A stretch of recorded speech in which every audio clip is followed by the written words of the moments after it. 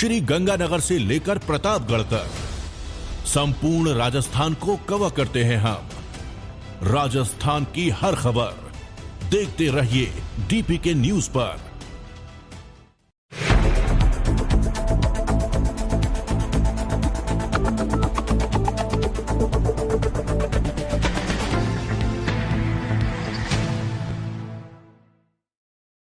प्रधानमंत्री नरेंद्र मोदी मंगलवार को बीजेपी के तत्वाधान में हैदराबाद में बीसी आत्मगौरव सभा में हिस्सा लेंगे। बीजेपी पहले ही ऐलान कर चुकी है कि अगर वो तेलंगाना विधानसभा चुनाव में सत्ता में आती है तो पिछड़े वर्ग से किसी व्यक्ति को सीएम बनाएगी। इसी सिलसिले में बीसी एक स्वाभिमान बैठक का आयोजन कर रही है। प्रधानमंत्री के साथ जनसेना पार्टी के अध्यक्ष पवन कल्याण भी शामिल होंगे। पार्टी सूत्रों ने कहा कि किसी बीसी नेता भी भाग लेंगे। बीजेपी प्रधानमंत्री के साथ शीर्ष नेताओं के प्रचार अभियान की भी शुरुआत कर रही है।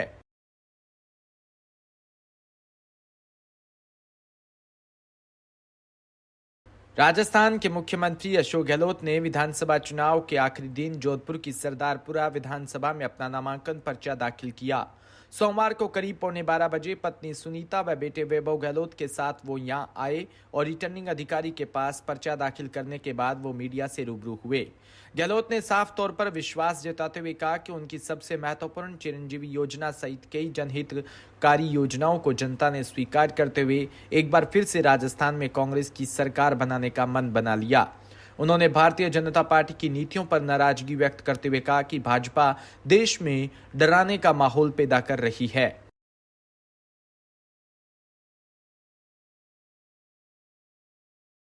बड़ी सादड़ी से खबर, जहां भाजपा प्रदेश अध्यक्ष सीपी जोशी बड़ी सादड़ी से भाजपा प्रत्याशी गौतम दत्त के नामांकन में शामिल हुए। सभा को संबोधित करते हुए कहा कि समय आ गया कि कांग्रेस की धोखेबाज सरकार को सत्ता से धक्का मारकर हटाने का, जिन्होंने 2018 में झांसेबाजी और झूठे वादे कर सत्ता हासिल की और प्रदेश की जनता को धोखा दिया। इस धोखे से प्रदेश का जवान, किसान, महिला, युवा, दलित, वंचित, व्यापारी, कर्मचारी सभी पीड़ित है। जनता का रोष कांग्रेस को प्रदेश और बड़ी सादड़ी में हमेशा के लिए विदा करेगा।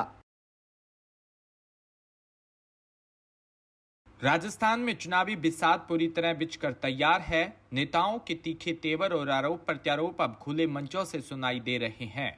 भाजपा की दिग्गज नेता और देश की नामी रेसलर बबीता फोगाट ने टोंक में सोमवार को राज्य की गहलोत सरकार और प्रियंका गांधी को निशाने पर दिया। कांग्रेस की महासचिव प्रियंका गांधी पर टिप्पणी करते हुए उन्होंने कहा कि जब मैं हरियाणा से यूपी जाती हूं तो मुझे रोड पर लड़की हूं, लड़ सकती हूं के पोस्टर हर जगह लगे नजर आते हैं। आज राजस्थान आई हूं तो मुझे वो पोस्टर कहीं नजर नहीं आया। बबीता फोगाट ने कहा कि मुझे लगता है यह पोस्टर वाली नेता यूपी से राजस्थान आते आते कहीं लड़का तो नहीं बन गई। बबीता फोगाट ने टोंक के मालपुरा में भाजपा प्रत्याशी के समर्थन में आयोजित जनसभा को संबोधित करते हुए उक्त बातें कही।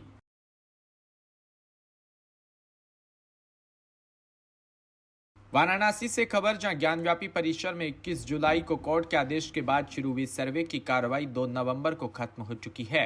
ज्ञानव्यापी सर्वे की कार्रवाई खत्म होने के बाद अब एएसआई के अधिकारी और टीम के सदस्य रिपोर्ट तैयार करने का काम कर रहे हैं। कोर्ट के आदेश के मुताबिक 17 नवंबर तक एएसआई को अपनी रिपोर्ट कोर्ट में सबमिट करनी है। इन सबके पहले वाराणसी में जिला जज के आदेश के बाद एएसआई टीम ने ज्ञानव्यापी परिसर से इकट्ठा किए 300 से ज्यादा सबूतों को वाराणसी जिलाधिकारी के सुपुर्द कर दिया। विधानसभा चुनाव 2023 को लेकर नामांकन के आखिरी दिन भाजपा, कांग्रेस सहित पार्टियों के प्रत्याशियों ने ढोल नगाड़ों व रैली के रूप में निर्वाचन अधिकारी कार्यालय पहुंचकर अपने नामांकन पत्र दाखिल किए। इसी कड़ी में प्रदेश की सबसे हॉट सीट ओसिया से भाजपा से भेराराम सियोल ने अपना नामांकन दाखिल किया।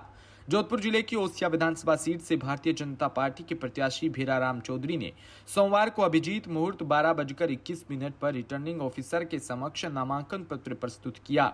इस दौरान पाली सांसद पीपी चौधरी, पूर्व कैबिनेट मंत्री शंभू सिंह खेतासर, भाजपा नेता महेंद्र सिंह भाटी, उमेदनगर जोधपुर जिला अध्यक्ष जगराम बिश्नोई उपस्थित रहे।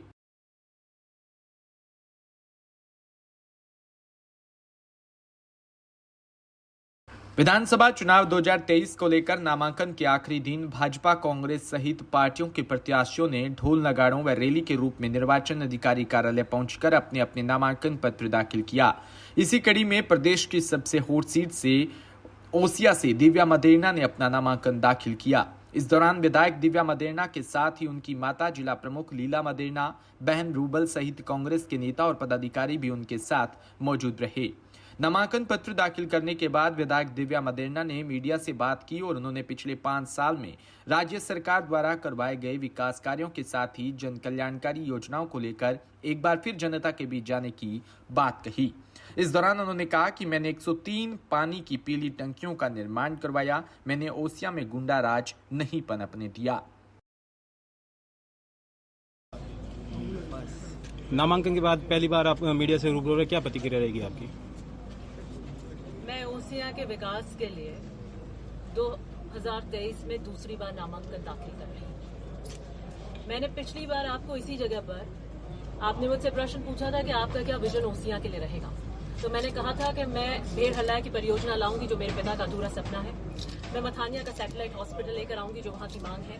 मैंने कहा था पानी और आपकी शिक्षा के अंदर और बिजली के अंदर जो इंफ्रास्ट्रक्चर उसको मेरे पिता ने बहुत मजबूत कराया। मैं हेल्थ इंफ्रास्ट्रक्चर को और एक्सपेंड करूंगी, जो आपने देखा कि कोविड में उसकी जरूरत भी है, मैंने उसको भी एक्सपेंड किया। मैंने पानी की जो परियोजना थी उसको आगे किया और आप यहाँ से देख सकते हैं पीली टंकी जो आपको दिख रही है, जो एक मूल स्ट्रक्चर है आपको पेयजल के पानी का, वो मैंने 103 टंकियां बनवाई हैं। मतलब हर 18 दिन के ऊपर एक बड़ी पीली टंकी ओसिया के लिए। 103 का शतक लगाकर आई हूँ।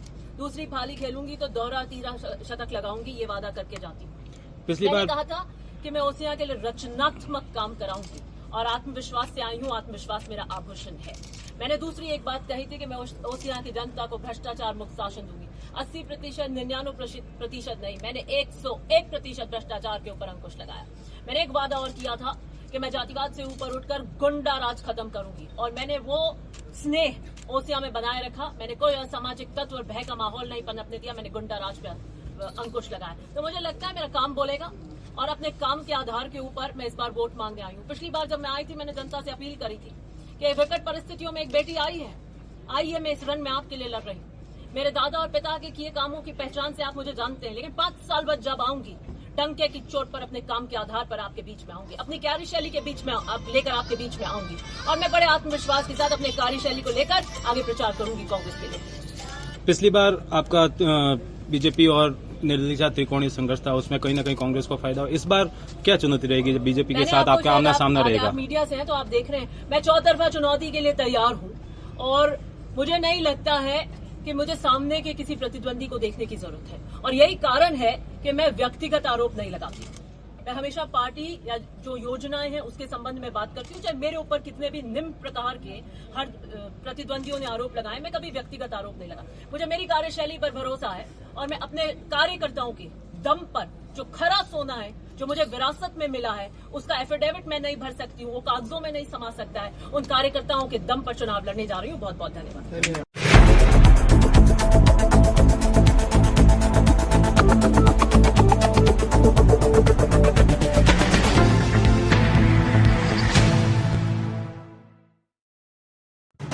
राजस्थान